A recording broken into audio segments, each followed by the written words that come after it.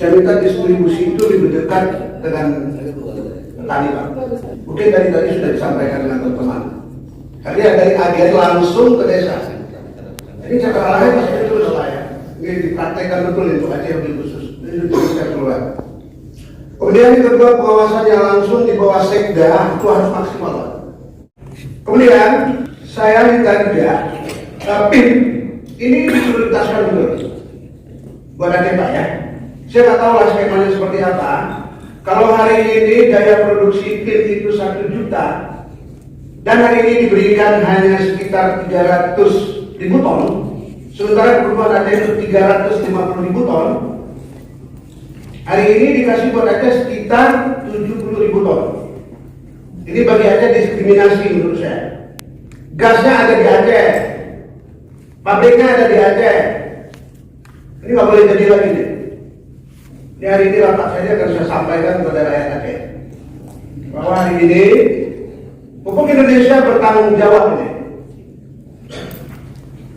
Saya sampaikan dengan ketegasan, tapi dengan dasar betul-betul kita harus perhatikan. Dan jadi PIN, saya nggak tahu skemanya seperti apa, Pak. Kalau hari ini ada gas, metro, kemana, saya nggak tahu seperti itu. Yang jelas, saya ingin PIN itu harus betul-betul diperkuat, Pak. Kalau hari ini dia punya daya produksi 1 juta, kemudian dikasih dengan 300.000, ini kasihan PIN-nya. Kasihan PIN-nya.